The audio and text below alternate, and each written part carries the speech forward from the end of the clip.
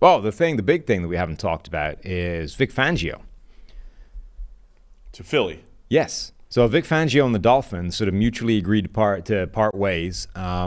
The reports, the analysis of this was essentially Vic Fangio wanted to be let go because as an old guy with grandkids, he wanted to be closer to the grandkids.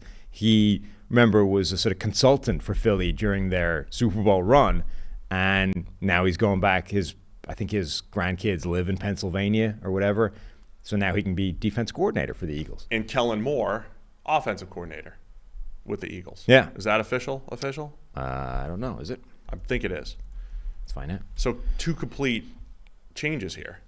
Yes, on both sides of the ball. And you would say those are 2 good hires for a team that, had its 2 coordinators poached away a year ago, struggled to replace them, or at least, those were seen as big parts of the reason for their struggles this season or collapse this season. If you are Nick Sirianni, and you have your meeting with the owner and he's like, okay, this is bad enough that like your job is not necessarily safe. What is your fix? If this was his fix, or if he just stumbled into this by luck, I mean, that's about as good as you could have expected, right? Kellen Moore, we speculated that he might be a smart buy low type of option right now. The reputation on Kellen Moore is sort of soured a bit given the way the last 2 jobs he's had have ended. And meanwhile, Vic Fangio is just like one of the smartest defensive minds in the game who just happens to want to be exactly where your team is. Yeah, and with Fangio, I mean, everybody, look, the results with the Dolphins were okay.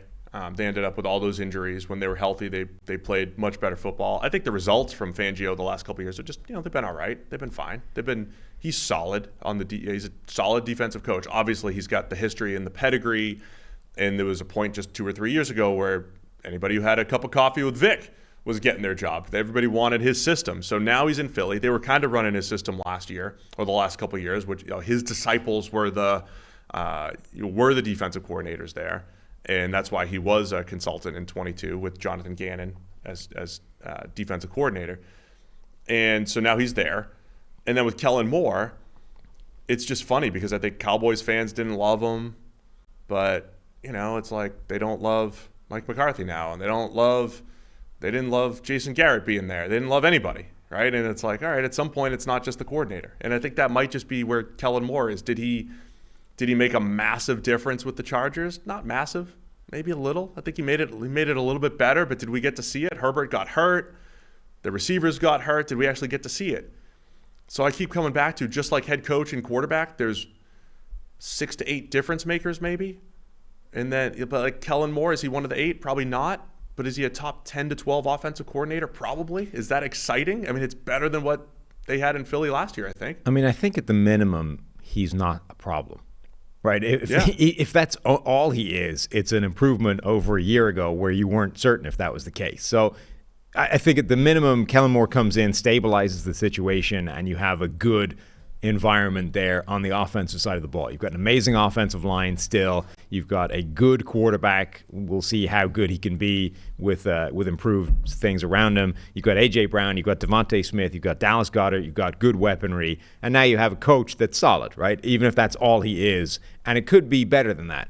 But that's a good setup on the offensive side. And then on defense, I think you bring in Vic Fangio, who, okay, maybe his system has fallen off a little bit, in part I think because all those Shanahan coaches grabbed Vic Fangio disciples and figured out how to play against it. Like, I think that's a real big part of it, that the Fangio scheme was killing all of those offenses. It gave all of them trouble, so almost all of them grabbed a guy from the Vic Fangio stable and figured out how to combat it, and now it doesn't.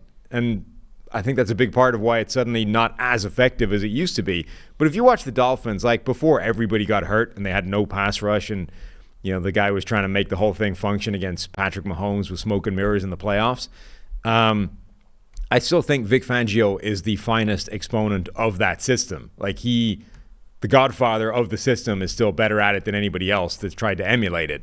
And the Eagles still have some talent on defense. Like, this was a defense that was banged up, was missing a lot of guys that were supposed to be key components this year.